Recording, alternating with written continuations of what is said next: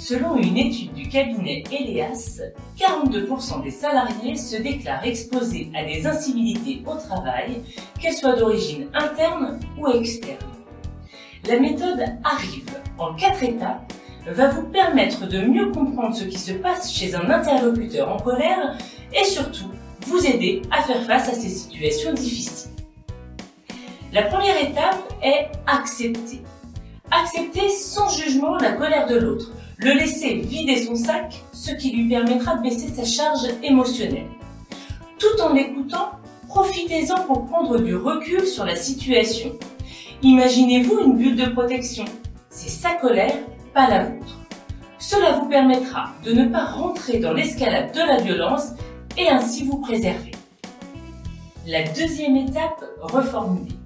Dans le cas de situations conflictuelles, reformulez avec les mots de l'interlocuteur, ce qui évitera les interprétations. Reformulez les faits qui viennent d'être évoqués afin de vérifier et valider que vous avez bien compris.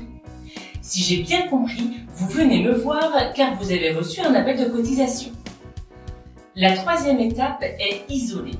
Vous allez devoir isoler 2 choses. Premièrement, l'émotion, qu'elle soit exprimée ou présumée. Car sachez que la première chose dont une personne en colère a besoin, c'est d'être entendue dans son émotion. Nous sommes des êtres d'émotion avant d'être des êtres de raison. Imaginez votre cerveau comme ma main. À la base de mon pouce, il y a le cerveau reptilien, le cerveau réflexe. Ici, au niveau de mon pouce, c'est le cerveau limbique, le siège des émotions. Cette partie de notre cerveau nous permet de mettre notre corps en action dans une situation de danger par exemple. Enfin, notre cerveau pensant, le cortex, qui permet de s'exprimer, de raisonner. Au niveau de mes ongles, c'est le cortex préfrontal, qui permet la régulation des émotions, la prise de décision, l'organisation, la raison, l'empathie.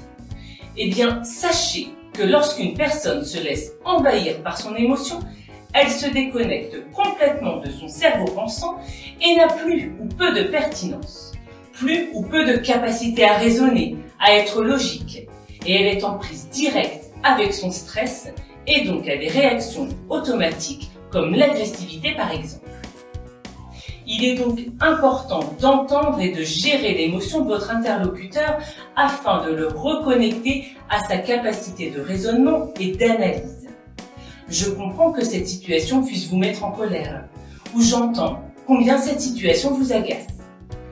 Une fois que vous avez entendu la personne dans son émotion, il y a de grandes chances pour que la tension soit descendue.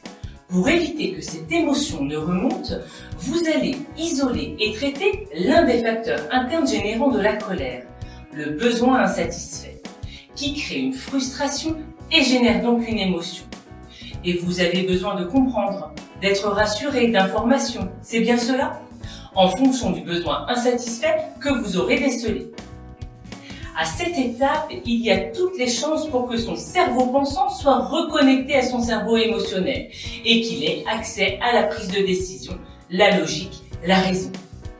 La 4e étape va être nécessaire pour poursuivre et rétablir une communication positive. Valider une solution pour responsabiliser et impliquer l'interlocuteur dans la communication.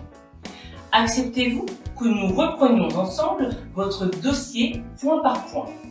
Afin de traiter votre demande, est-ce possible pour vous de m'apporter tel document? Nous venons de voir les 4 étapes de la méthode Arrive.